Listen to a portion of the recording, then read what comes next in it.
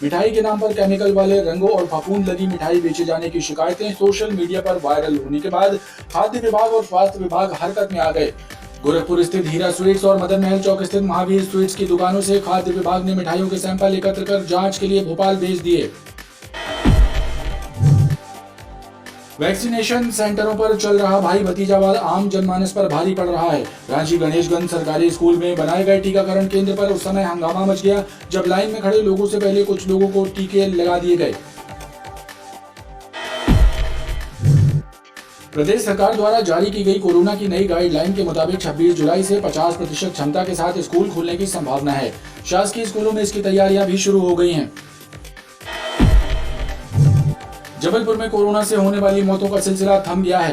बीते 3 दिनों में एक भी मरीज की कोरोना से मौत होने की पुष्टि नहीं हुई। बुधवार को यह सिलसिला बरकरार रहा। वहीं नए संक्रमितों की संख्या भी एक ही रही, जबकि 2 व्यक्तियों को स्वस्थ होने पर डिस्चार्ज किया गया।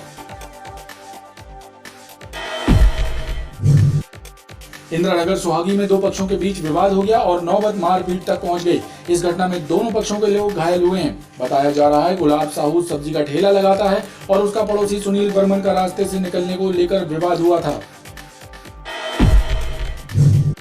ग्राम अंधुआ में इरफान कबाड़ी के गोदाम में क्राइम ब्रांच और संजीवनी नगर पुलिस ने छापामार कार्रवाई करते हुए तलाशी ली और बिना दस्तावेज के वाहनों के इंजन, चेचिस और स्पेयर पार्ट्स और ट्रक में लोडर मशीन का खुला इंजन, जनरेटर का इंजन सहित 2 स्कूटी भी जब्त की गई हैं। अवैध रूप से जैविक खाद का निर्माण कर उसकी पैकिंग करने वाले पाटन बाईपास स्थित सागर सीड्स कॉर्पोरेशन और जय किसान बीज भंडार के संचालक भरत खत्री के विरुद्ध माड़ोताल थाने में मामला दर्ज कर लिया गया है।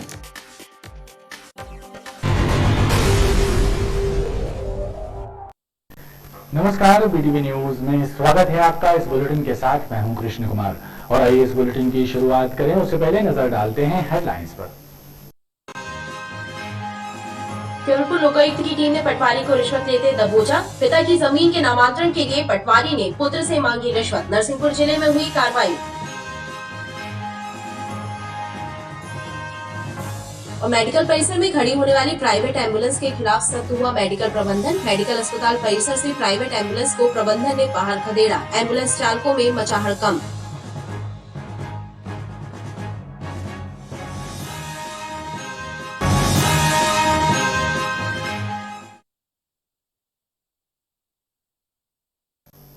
शहर में खाद्य पदार्थों में मिलावट और दूषित खाद्य सामग्री बेचे जाने जैसी घटनाएं एक बार फिर सुर्खियों में हैं। मिठाई के नाम पर केमिकल वाले रंगों और फफूंद लगी मिठाई बेचे जाने की शिकायतें सोशल मीडिया पर वायरल होने के बाद खाद्य विभाग और स्वास्थ्य विभाग हरकत में आया है। गोरखपुर स्थित हीरा स्वीट्स और मदन महल चौक स्थित महावीर स्वीट्स की दुकानों से खाद्य विभाग ने मिठाइयों के सैंपल एकत्र कर जांच के लिए भोपाल भेज दिए हैं।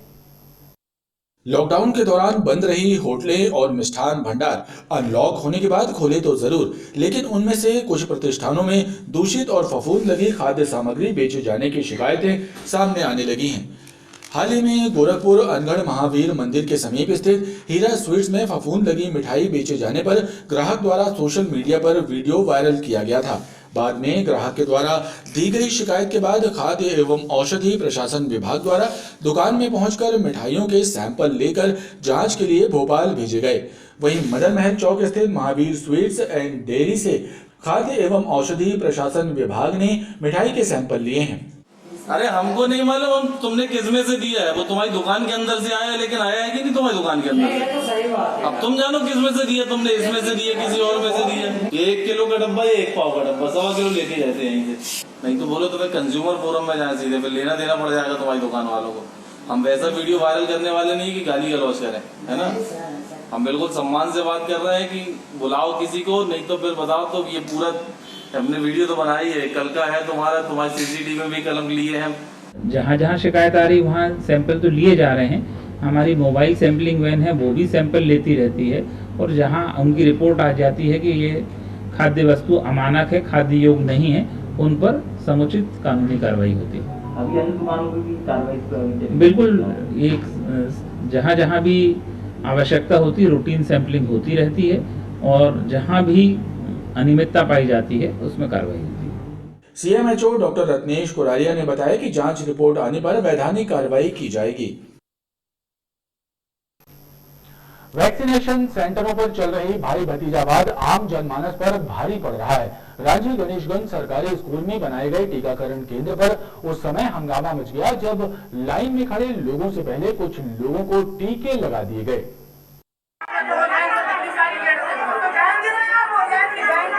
गणेशगंज शासकीय स्कूल में बनाए गए वैक्सीनेशन सेंटर में उस वक्त हंगामा खड़ा हो गया जब सेंटर पर तैनात सरकारी अमले और राजनीतिक कार्यकर्ताओं ने मिलकर बिना लाइन वालों को टीका लगवाना शुरू कर दिया। घंटों से लाइन में खड़ी महिलाओं ने इस बात पर आपत्ति जताई और लाइन में लगे लोगों को पहले टीका लगाए जाने की मांग की।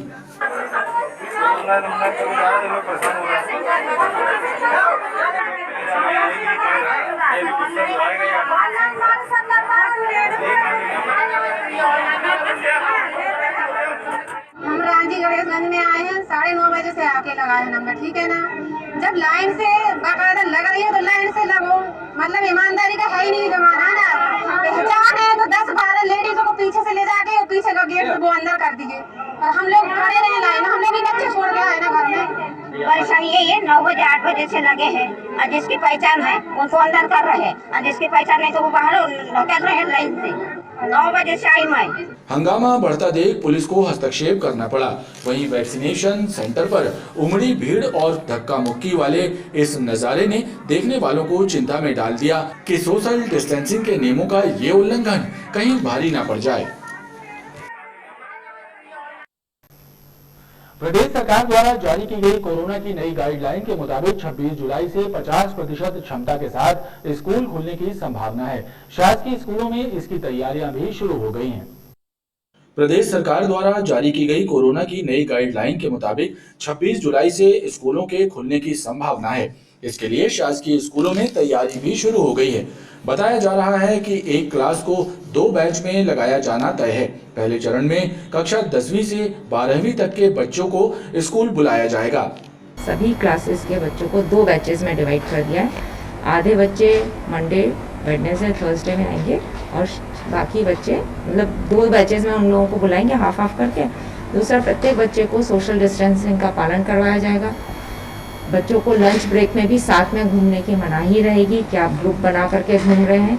जिनको भी बच्चों को लंच और अपना पानी की बोतल साथ में लेकर आए, यहाँ पर है व्यवस्था, हमारे यहाँ RO वगैरह भी है, लेकिन बेहतर होगा वो अपने घर से ही लंच एवं पानी की बोतल लेकर के आए। और प्रत्येक बच्चे को शाला में प्रवेश पूरा उनके हाथ सैनिटाइज करवाने के बाद ही दिया जाएगा। बहरहाल स्कूली बच्चों से सोशल डिस्टेंसिंग के नियमों का पालन करवाया जाना भी किसी चुनौती से कम नहीं होगा। मध्य प्रदेश आयुर्विज्ञान विश्वविद्यालय के कुलसचिव JK गुप्ता को कुलसचिव पद से हटा दिया गया है। जानकारी के अनुसार विवादों में घिरे कुलसचिव की प्रतिनियुक्ति समाप्त कर उन्हें उनके मूल विभाग में पदस्थ कर दिया गया है।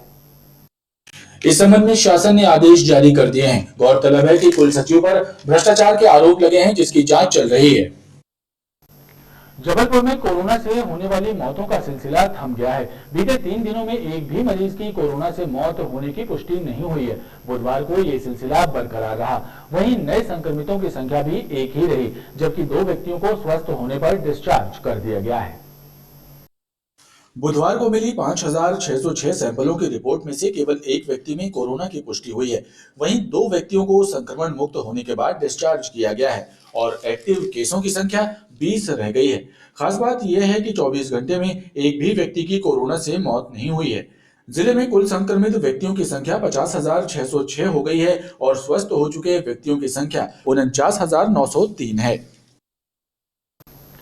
इंदिरानगर सुहागी में 2 पक्षों के बीच विवाद हो गया और नौबत मारपीट तक पहुंच गई। इस घटना में दोनों पक्षों के लोग घायल हुए हैं। बताया जा रहा है कि गुलाब साहू सब्जी का ठेला लगाता है और उसका पड़ोसी सुनील बर्मन का रास्ते से निकलने को लेकर विवाद हुआ था। इस घटना में दोनों पक्षों के लोग घायल हुए, जिन्हें उपचार के लिए जिला अस्पताल लाया गया। गुलाब साहू का आरोप है कि सुनील और उसका बेटा अंबिका बर्मन और शिव पटेल ने तलवार से उन पर हमला किया है। वहीं पुलिस का कहना है कि दोनों पक्षों के द्वारा थाने में शिकायत दी गई है, जिसको जांच में लिया गया है। मैं सब्जी का ठेला लगाया था। ये सुनील बर्मन दारू पी के और अंबिका बर्मन, 2 ही बाप बेटा, और शिव भगत पटेल, ये 3 तलवार से हमला कर दिया। पहले तो घटना ये हुई है कि वो दारू पी के आया और आगे सीधा ठेला में बैठ दिया। तो उससे बोला कहीं कि यार तो देख नहीं रहा का तेरे को, कहने लगे गाली बकने लगा, कहने लगे तू रोड में ठेला क्यों लगा है। और गुलाब साहब क्या करता है, ठेला लगाता है सब्जी का, और सुनील बर्मन वहीं से रास्ते से निकलता है, तो इनका आपस में निकलने पर से लेकर के विवाद हुआ है, जिस पर से मारपीट की अपराध पंजीबद्ध किया गया है और इनका मुलायजा कराया गया है। बाकी इसकी विवेचना की जा रही है। पुलिस द्वारा घायलों को मुलाहिजे के लिए जिला अस्पताल भिजवाया गया है। ग्राम अंधुआ में इरफान कबाड़ी के गोदाम में क्राइम ब्रांच और संजीवनी नगर पुलिस ने छापामार कार्रवाई करते हुए तलाशी ली और बिना दस्तावेज के वाहनों के इंजन, चेचिस और स्पेयर पार्ट्स और ट्रक में लोडर मशीन का खुला इंजन, जनरेटर का इंजन सहित 2 स्कूटी भी जब्त की और कबाड़खाने को सील कर दिया और साथ ही इरफान को गिरफ्तार कर लिया गया है।